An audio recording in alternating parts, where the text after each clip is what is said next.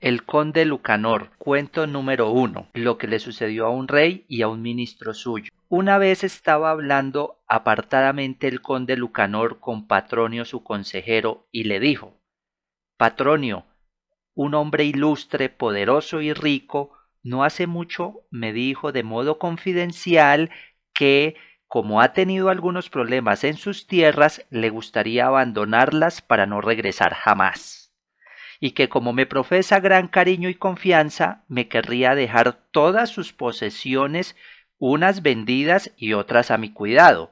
Este deseo me parece honroso y útil para mí, pero antes quisiera saber qué me aconsejáis en este asunto.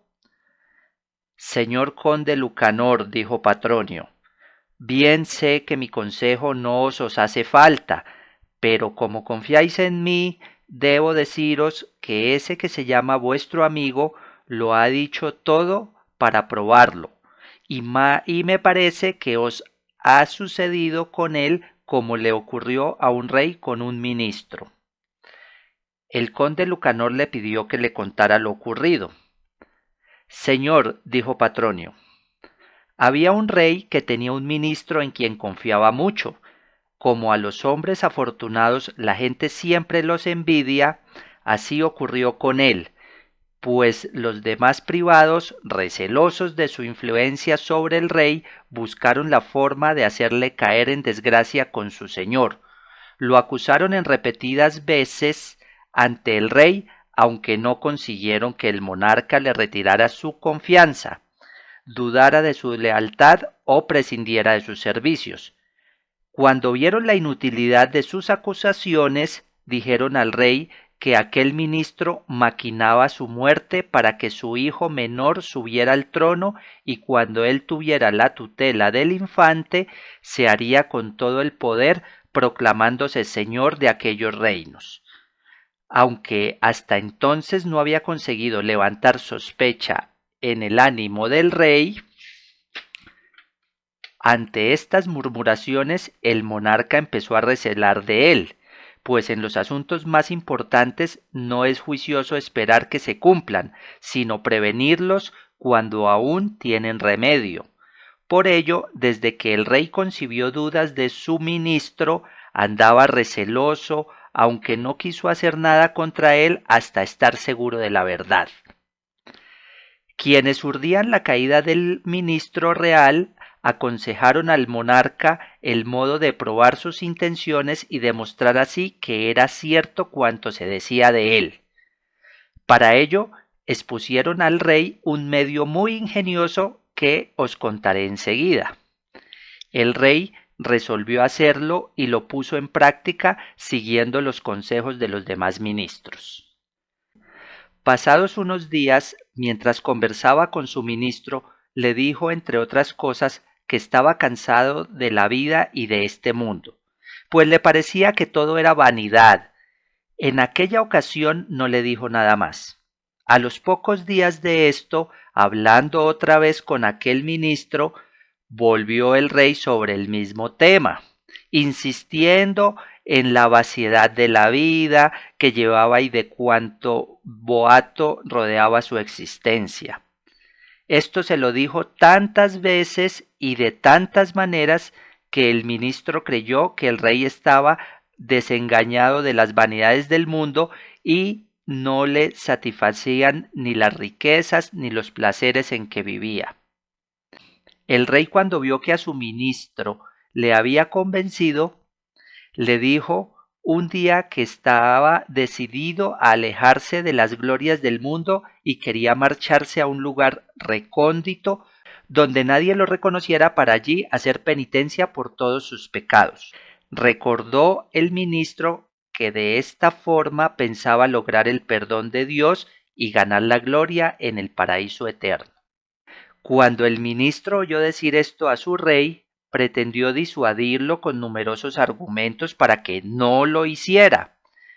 Por ello le dijo al monarca que si se retiraba al desierto ofendería a Dios, pues abandonaría a cuantos vasallos y gentes vivían en su reino, hasta ahora gobernados en paz y en justicia, y que al ausentarse él habría desórdenes y guerras civiles en las que Dios sería ofendido y la tierra destruida.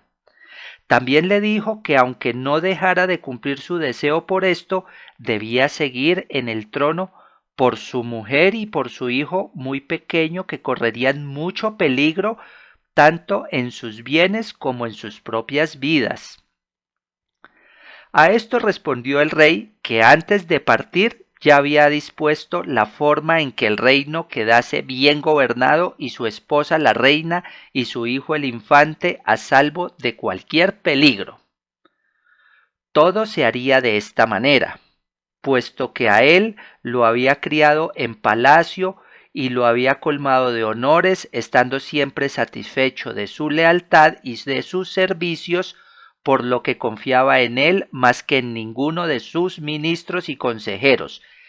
Le encomendaría la protección de la reina y del infante y le entregaría todos los fuertes y bastiones del reino para que nadie pudiera levantarse contra el heredero.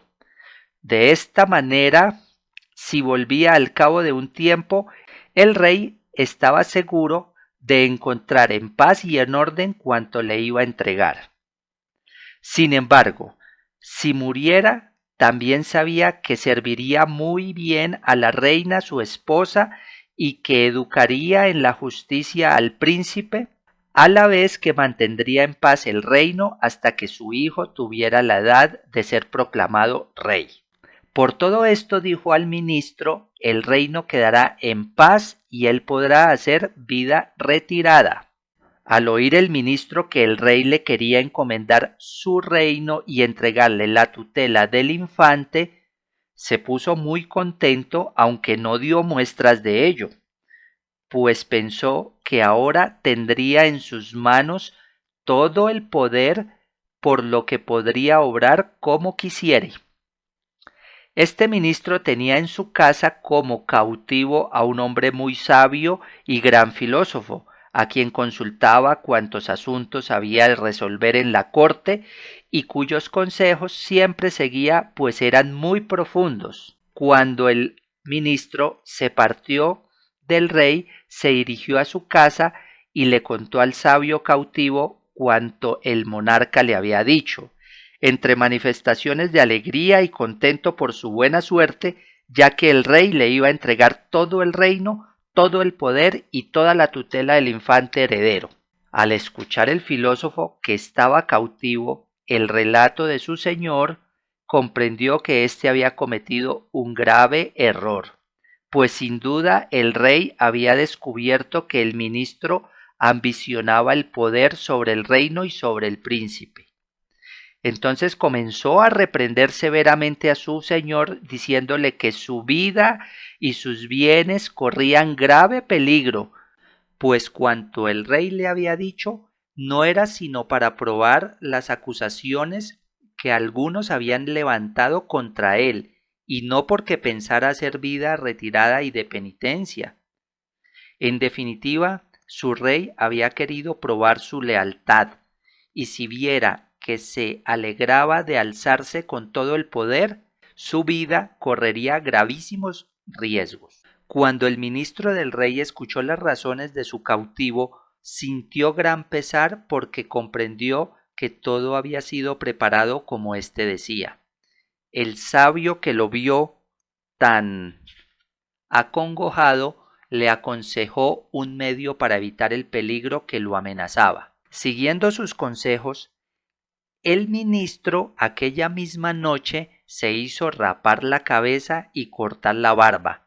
Se vistió con una gran túnica muy tosca y casi hecha jirones, como las que llevan los mendigos que piden en las romerías. Cogió un bordón y se calzó unos zapatos rotos aunque bien clavados, y cosió en los pliegues de sus andrajos una gran cantidad de doblas de oro. Antes del amanecer encaminó sus pasos a palacio y pidió al guardia de la puerta que dijese al rey que se levantase, para que ambos pudieran abandonar el reino antes de que la gente despertara, pues él ya lo estaba esperando. Le pidió también que todo se lo dijera sin ser oído por nadie. El guardia, cuando así vio al ministro del rey, Quedó muy asombrado, pero fue a la cámara real y dio el mensaje al rey, que también se asombró mucho e hizo pasar a su ministro. El rey, al ver con aquellos harapos a su ministro, le preguntó por qué iba vestido así. Contestó el ministro que, puesto que el rey le había expresado su intención de irse al desierto y como seguía dispuesto a hacerlo él, que era su ministro, no quería olvidar cuántos favores le debía, sino que al igual que había compartido los honores y los bienes de su rey, así ahora que él marchaba a otras tierras para llevar una vida de penitencia, querría él seguirlo para compartirla con su señor. Añadió el ministro que si el rey no le dolía ni su mujer, ni su hijo, ni su reino, ni cuantos bienes dejaba, no había motivo para que él sintiese mayor apego, por lo cual partiría con él y le serviría siempre, sin que nadie lo notara. Finalmente, le dijo que llevaba tanto dinero cosido en su ropa que nunca habría de faltarles nada en toda su vida y que pues habían de partir sería mejor hacerlo antes de que pudiesen ser reconocidos. Cuando el rey oyó decir esto a su ministro, pensó que actuaba así por su lealtad y se lo agradeció mucho, contándole cómo lo envidiaban los otros ministros que estuvieron a punto de engañarlo y como él se decidió a probar su fidelidad, así fue como el ministro estuvo a punto de ser engañado por su ambición, pero Dios quiso protegerlo por medio del consejo que le dio aquel sabio cautivo en su casa. Vos, señor conde, es preciso que evitéis caer en el engaño de quien se dice amigo vuestro, pero ciertamente lo que os propuso solo es para probaros, y no porque piense hacerlo. Por eso os convendrá hablar con él para que le demostréis que sólo buscáis su honra y provecho sin sentir ambición ni deseo de sus bienes, pues la amistad no puede durar mucho cuando se ambicionan las riquezas de un amigo. El conde vio que Patronio le había aconsejado muy bien, obró según sus recomendaciones y le fue muy provechoso hacerlo así. Y viendo don Juan que este cuento era bueno, lo mandó escribir en este libro e hizo estos versos que condensan toda su moraleja. No penséis ni creáis que por un amigo hacen algo los hombres que les sea un peligro. También hizo otros que dicen así: con la ayuda de Dios y con un buen consejo sale el hombre de angustias y cumple su deseo.